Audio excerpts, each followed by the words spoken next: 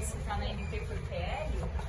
Não, verdade. A MP, o ano passado, a gente adotou um procedimento de que mesmo uma MP em tramitação, ele prefere aprovar as matérias por PL. Né? Mas isso significa dizer, nesse caso, que a MP 202 vai ficar como está, com aquela supressão que foi feita a pedido do presidente Rodrigo Pacheco, e nós vamos encaminhar um projeto em relação a municípios e ao PERS com a discussão que foi feita junto aos líderes. Fizeram várias sugestões para enxugar aquilo que eles próprios reconheceram como um completo descontrole do programa.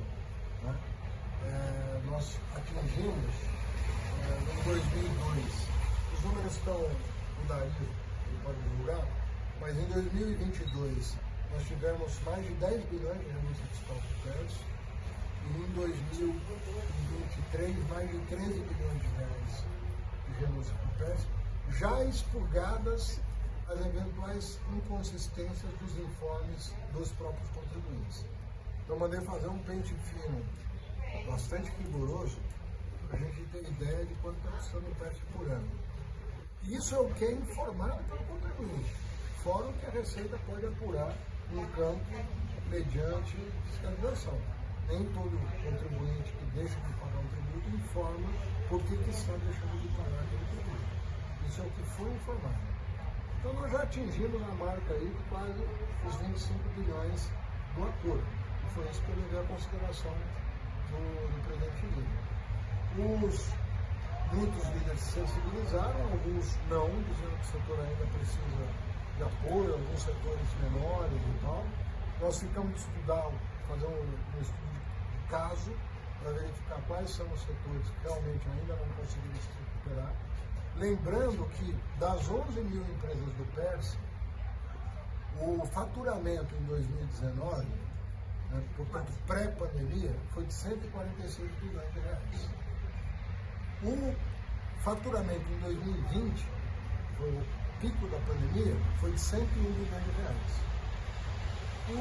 E o faturamento em 2022, né, vou fechar o ano passado, de 22, já foi 200 bilhões de reais. Portanto, nós já estamos em frente à recuperação. Então, levei esses dados também, as 11 mil empresas, o volume faturado em 2022, como é que elas já estão saindo. E levei o problema das empresas que não são merecedoras de renúncia, até porque nem estavam em operação durante a pandemia. Muitas empresas foram criadas depois da pandemia. Né? Então, você tem uma série de inconsistências do PERS que foram amplamente reconhecidas pelos líderes.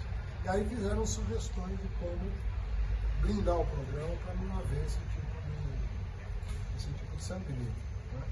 E trazer para patamares que sejam suportáveis mediante compensações. Mas Vinícius, como é que vai ser, qual vai ser a diferença do que vai ter na MP e o que vai ser o PL? Eu não entendi. Não, nós saímos da reunião agora com a lição de casa de fazer um desenho de como contemplar essas exclusões, né, e com foco em eventuais segmentos que ainda não passaram por uma Então seria recuperação. um PERS reduzido, assim, uma versão reduzida do PERS, ministro? Vai ser uma visão focada, eu diria, né?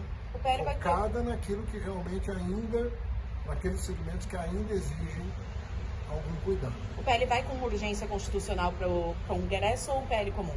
Vai ser tudo com urgência constitucional, até porque eles precisam votar municípios, PERS e reoneração, né, antes da MP, que vai continuar tramitando, mas porque na MP tem a questão da compensação. E a questão da compensação, o próprio Lira reconheceu que não tem como não votar a não ser na própria MP.